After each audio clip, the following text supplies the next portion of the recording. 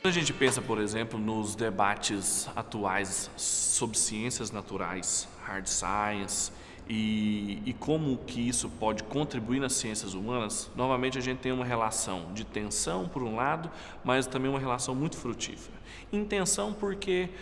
algumas pessoas não gostam de trabalhar da mesma metodologia das ciências naturais, que falam muito sobre leis, sobre repetição de experiências, de objetos bem fixos no tempo, e que não dá para fazer isso, por exemplo, nas ciências humanas, que trabalham com o ser humano, ou os produtos que o ser humano constrói na cultura, e que isso não tem como ser repetido da mesma metodologia das ciências naturais. Então há uma predisposição para um afastamento entre elas, para dizer, não, ciências naturais do seu campo não tem quase nada a dizer para as ciências humanas, porque elas operam com um objeto diferente, com métodos diferentes e buscam resultados diferentes. E de certa forma faz sentido. Mas por outro lado também existe uma contribuição que as duas podem fazer, um diálogo cooperativo que é muito interessante para as ciências humanas, principalmente nos modelos que as ciências naturais trazem para entender processos que são tipicamente do processo das ciências humanas. Existe um exemplo contemporâneo em que esse diálogo aconteceu de maneira muito frutífera, que é com o matemático e filósofo inglês Alan Turing, que desenvolveu uma percepção sobre os computadores que também ajudava a gente a pensar as questões filosóficas a respeito dos problemas da mente, ou a filosofia da mente. E ele tinha uma visão que a gente chama de funcionalismo, ou seja, que a gente pode dizer que o cérebro funciona da mesma forma que um computador. Esse era o argumento do Turing, através de alguns experimentos que ele fez, experimentos teóricos e também experimentos práticos, porque ele as pesquisas dele são precursores para o computador contemporâneo que a gente tem.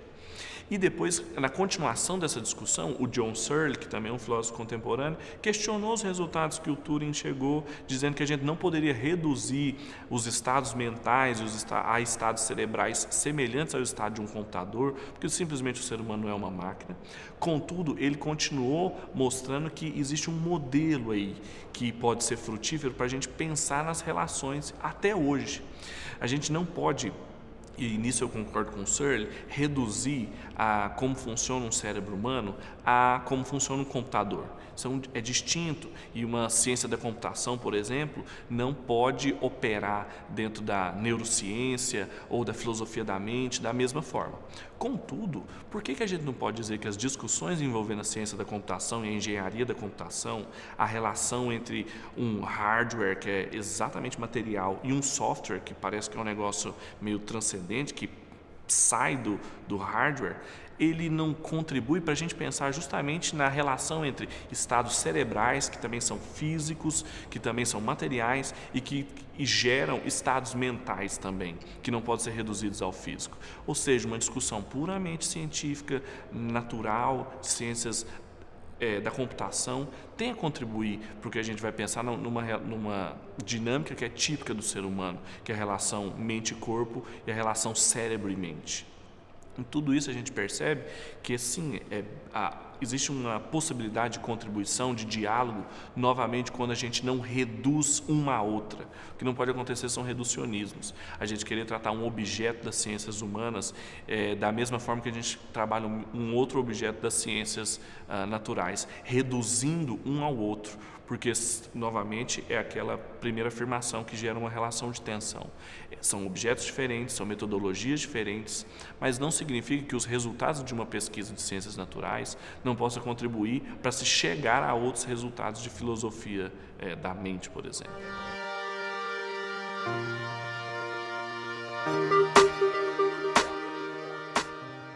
Quando, por exemplo, a gente percebe um grande número de jovens saindo da igreja quando entram na universidade, um fenômeno que é cada vez mais recorrente no nosso meio, talvez é justamente a lacuna em conseguir relacionar aquilo que ele cresceu ouvindo na igreja e que às vezes aquilo não fazia muito sentido para ele, e o deslumbre que ele tem na universidade de pesquisar e de ter aulas com bons professores de uma coisa que ele gosta, de um curso que ele escolheu. Quando isso não acontece, às vezes a igreja ela é incapaz de dar esse sentido, porque às vezes a gente não tem um líder ou um pastor que tem esse treinamento teológico e científico suficiente, e o jovem acaba fazendo o quê? Se desencantando da igreja e acabando